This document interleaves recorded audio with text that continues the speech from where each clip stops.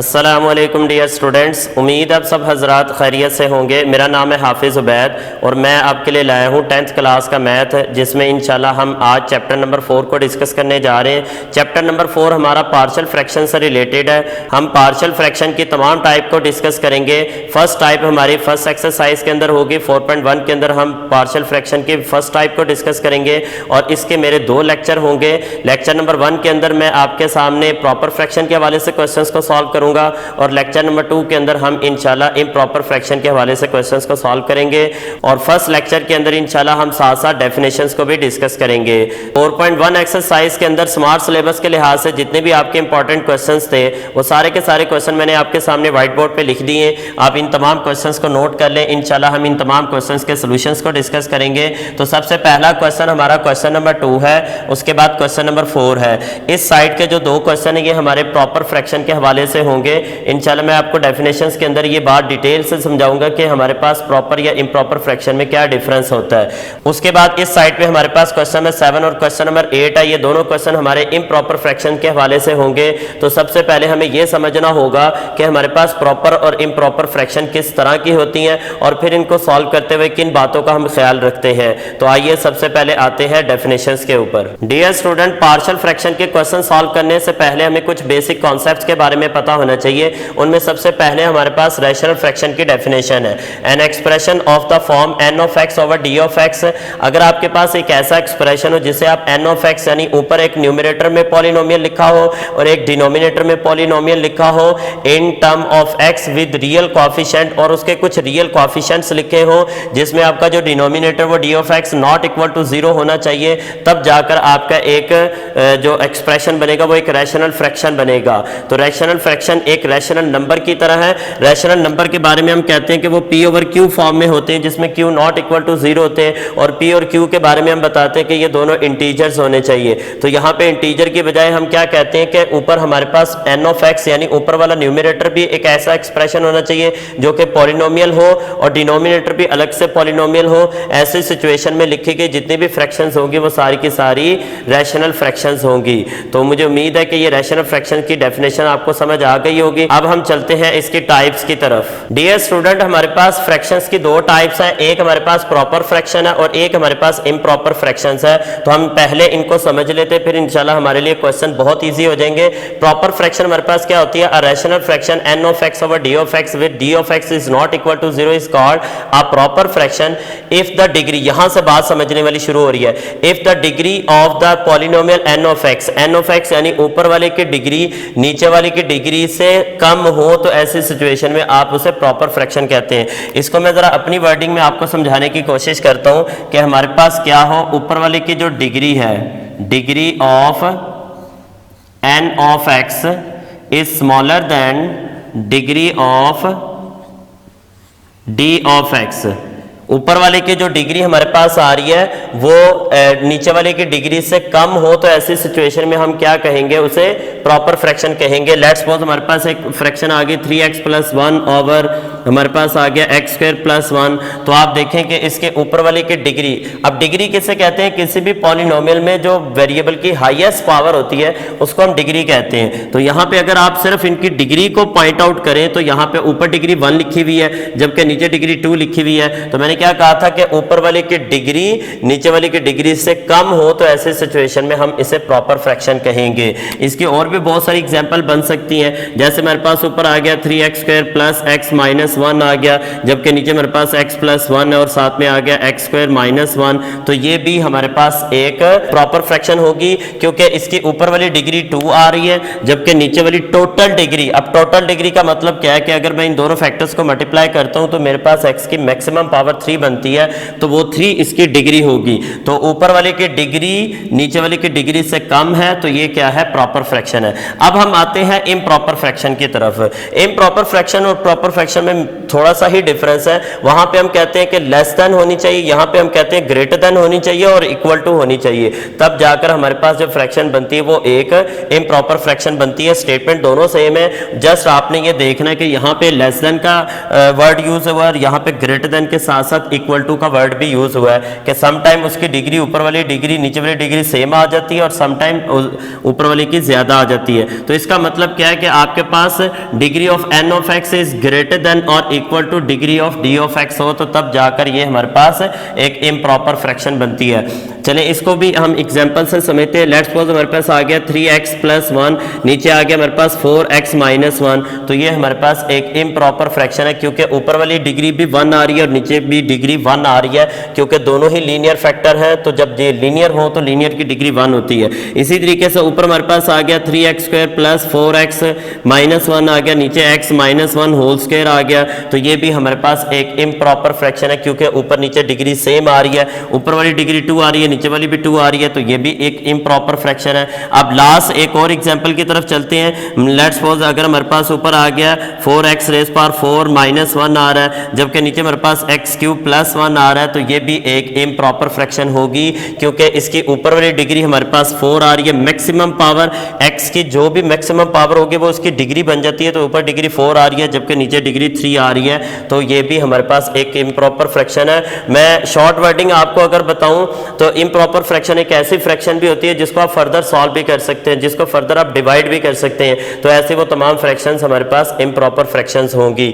तो ये आप गौर कर लें कि 2/2 में अगर हम 2 को अंदर रख के इस 2 पे डिवाइड करते हैं तो इजीली डिवाइड हो सकता है, 4 को अंदर रख के 3 पे डिवाइड करना चाहिए, इजीली 1 टाइम डिवाइड हो सकता है। तो जो भी फर्दर फ्रैक्शंस डिवाइड होती हों आप समझ जाएं कि ये हमारे पास इम्प्रॉपर फ्रैक्शंस है, तो सबसे पहले हम उन्हें प्रॉपर में चेंज करके फिर अपने क्वेश्चंस को सॉल्व करेंगे। तो आज के लेक्चर के अंदर इंशाल्लाह हम सिर्फ और सिर्फ प्रॉपर फ्रैक्शंस के क्वेश्चंस को ही सॉल्व करेंगे। तो आइए चलते हैं क्वेश्चन नंबर 2 के सॉल्यूशंस की तरफ। डियर स्टूडेंट 4.1 एक्सरसाइज का स्मार्ट सिलेबस के लिहाज से जो पहला क्वेश्चन है वो क्वेश्चन नंबर 2 दिया गया है, जो कि एक प्रॉपर फ्रैक्शन में है। x minus 11 over x minus 4 into x plus 3 proper कैसे है कि हमारे पास ऊपर डिग्री 1 आ रही है जबकि नीचे अगर हम फैक्टर मल्टीप्लाई करते हैं तो हमारे पास डिग्री 2 आ रही है। तो जब भी हमारे पास एक ऐसी फॉर्म में फ्रैक्शन आ जाए जिसके न्यूमरेटर की डिग्री डिनोमिनेटर से कम हो, ऐसी सिचुएशन में जो हमारे पास फ्रैक्शन आती है उसे हम प्रॉपर फ्रैक्शन कहते हैं। तो यहाँ पे मैंने ब्रैकेट में एक चीज लिखी है जो आपकी आसानी के लिए, आपके अंडरस्टैंडिंग के लिए मैंने लिखी है कि जो फर्स्ट एक्सरसाइज हमारी 4.1 एक्सरसाइज है उसके डिनोमिनेटर या तो हमारे पास लीनियर एंड नॉन रिपीटेड होंगे या फिर क्वाड्रेटिक ऐसे आएंगे जो कि रिड्यूसिबल होंगे। इस बात का मतलब क्या है? सबसे पहले क्वेश्चन में तो आप देखें कि हमारे पास ये दोनों लीनियर फैक्टर आ रहे हैं। लीनियर का मतलब तो चले समझ में आ गया कि उसमें डिग्री 1 होगी तो उसे लीनियर फैक्टर कह रहे हैं। नॉन रिपीटेड का मतलब क्या है कि यहाँ पे हमारे पास x प्लस 3 में भी होल की पावर 2 या 3 नहीं आ रही, यानी उसकी पावर 1 से ग्रेटर नहीं है। तो जब भी आप देखें कि आपके पास किसी भी लीनियर फैक्टर का होल स्क्वायर या होल क्यूब नहीं आ रहा तो इट मीन्स कि वो नॉन रिपीटेड है, वो बार बार ना आने वाला एक फैक्टर है। तो ये हमारे पास नॉन रिपीटेड आ गया। उसके बाद क्वाड्रेटिक रिड्यूसिबल का मतलब क्या है? हमारे पास समटाइम क्वेश्चन डिनोमिनेटर में कुछ इस तरह का भी आ जाता है, ऊपर हमारे पास कोई नंबर 1 आ रहा है लेकिन नीचे एक्स स्क्वायर माइनस 1 आ रहा है, या नीचे हमारे पास एक्स स्क्वायर माइनस 4 आ रहा है। तो ये हमारे पास है तो क्वाड्रेटिक, लेकिन उस क्वाड्रेटिक में ये रिड्यूसिबल है। रिड्यूसिबल का मतलब ये कि जो लीनियर में कन्वर्ट हो सकता हो, जो अपनी पावर को रिड्यूस कर सकता हो, उसे हम क्वाड्रेटिक रिड्यूसिबल कहते हैं। तो इसको हम चेंज कर सकते हैं 1 over x minus 2 into x plus 2, ये लीनियर में चेंज हो गया। इसी तरह इसे भी चेंज कर सकते हैं x minus 1 into x plus 1। मैं कोशिश करूंगा कि इस चैप्टर को इस अंदाज से समझाऊं कि आपके लिए हर एक्सरसाइज इंतहाई आसान हो जाए। अब आइए इसके सॉल्यूशंस की तरफ चलते हैं। तो सॉल्यूशन में सबसे पहले आप क्या कर लें, अगर तो हमारे पास इसमें 2 तरह की वर्किंग हो चुकी हुई है तो हम डायरेक्टली इसे सपोज करेंगे। वो वर्किंग क्या है? सबसे पहली चीज हमने देखनी कि ये प्रॉपर है या इम्प्रॉपर है, तो वो तो हमने स्टार्ट में बता दिया कि ये एक प्रॉपर फ्रैक्शन है। दूसरा पॉइंट हमने क्या देखना है इसमें कि हमारे पास इसके डिनोमिनेटर के फैक्टर बने हुए हैं या नहीं बने हुए। अगर तो ये फैक्टराइज नहीं है तो सबसे पहला काम आपने क्या करना है, इसको फैक्टराइज करना है। तो इसमें चूंकि पहले से इसके फैक्टर भी बने हुए हैं और ये प्रॉपर फ्रैक्शन भी है तो हम स्टार्ट से ही इसको लेट करेंगे। लेट करते हुए हमने क्या करना है, इसके डिनोमिनेटर के फैक्टर्स पे फोकस करना है। डिनोमिनेटर के जितने फैक्टर्स होंगे, जितने लीनियर फैक्टर होंगे, उतने ही आपके फ्रैक्शंस बनेगी। 4.1 के अंदर चूंकि हमारे पास नॉन रिपीटेड है तो इसलिए जितने नीचे फैक्टर नजर आएंगे उतनी ही उसकी फ्रैक्शंस बनेगी। तो यहाँ पे हमारे पहली फ्रैक्शन होगी, उसके डिनोमिनेटर में हमारा फिक्स है x-4 और दूसरी फ्रैक्शन का डिनोमिनेटर भी हमारे पास फिक्स है x+3। लेकिन अब हमें न्यूमरेटर को फाइंड करना है। न्यूमरेटर हमारे पास a और b दो अननोन फॉर्म में आ रहे हैं और हमें इनकी वैल्यू कैलकुलेट करनी है। और उन्हें कैलकुलेट करने के लिए हम क्या करेंगे, एक वर्किंग करेंगे। उसके लिए सबसे पहले हमें डिनोमिनेटर को यहाँ से हटाना होगा ताकि एक सिंपल वैल्यू में हम इसके इजीली कैलकुलेशन कर सकें।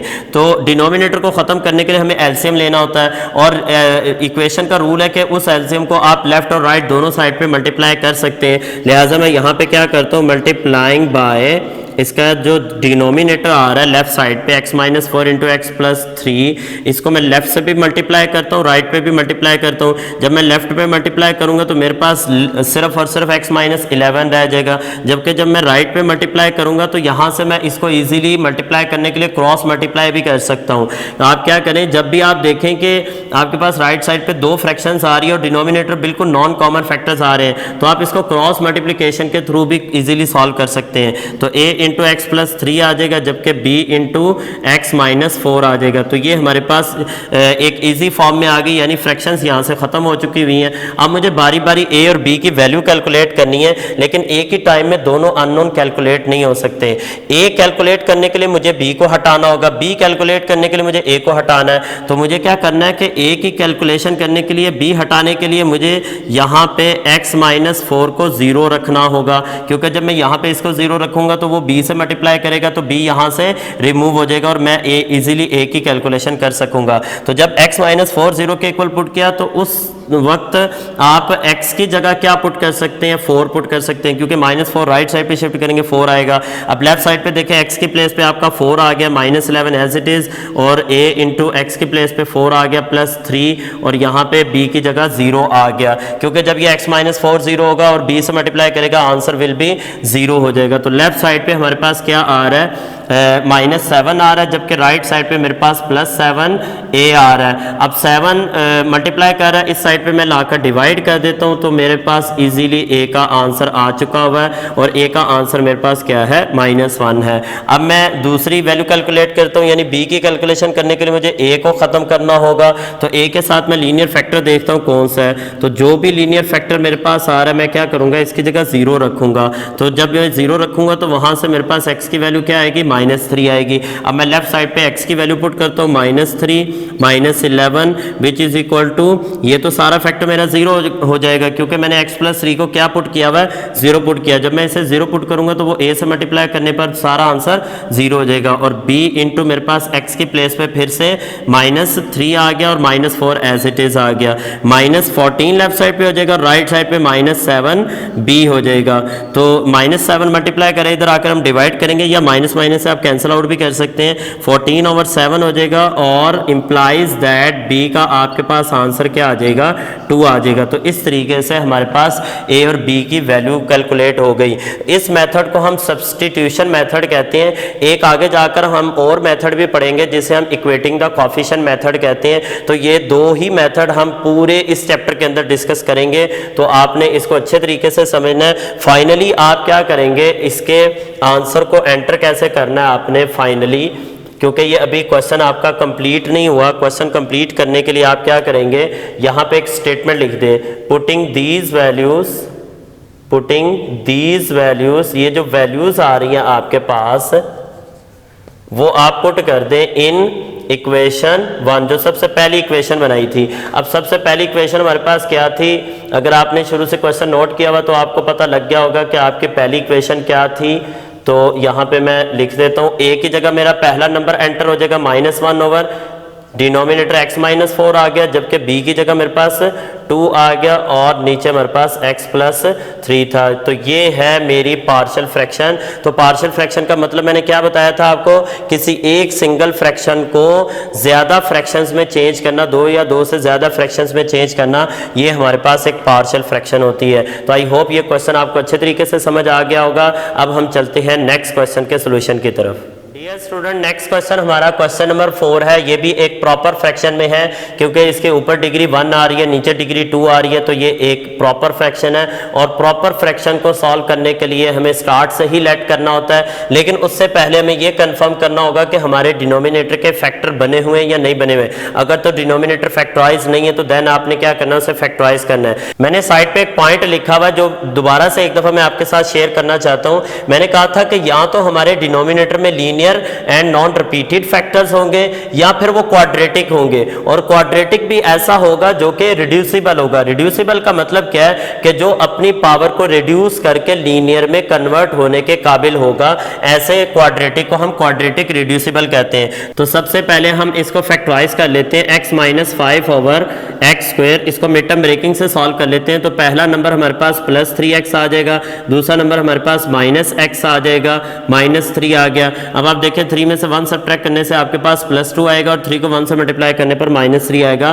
तो मिड टर्म ब्रेकिंग की फैक्टराइजेशन आप लोगों ने बहुत सारी जगहों पे सीखी होगी। तो x माइनस 5 ओवर डिनोमिनेटर में हमारे पास फर्स्ट रो में से क्या कॉमन आ रहा है, x कॉमन आएगा, x प्लस 3 रह जाएगा। नेक्स्ट रो में से -1 कॉमन आएगा, x प्लस 3 रह जाएगा। तो ये हमारा फाइनल जो फैक्टराइजेशन में आंसर आ रहा है वो x plus 3 into x minus 1 आ गया। तो ये पहले तो हमने क्या किया, इसको क्वेश्चन नंबर 2 की सिचुएशन में लिखा है। क्वेश्चन नंबर 2 में ऑलरेडी फैक्टर्स बने बनाए में मिल गए थे। क्वेश्चन नंबर 4 के अंदर हमें इसको फैक्टराइज करके उसके फैक्टर बनाने होंगे। तो यहाँ पे अब बिल्कुल एज इट इज ऐसे है जैसे ये क्वेश्चन नंबर 2 बन चुका है। यहाँ से आप क्या कर लें, इसको अब लेट कर लें। ठीक हो गया।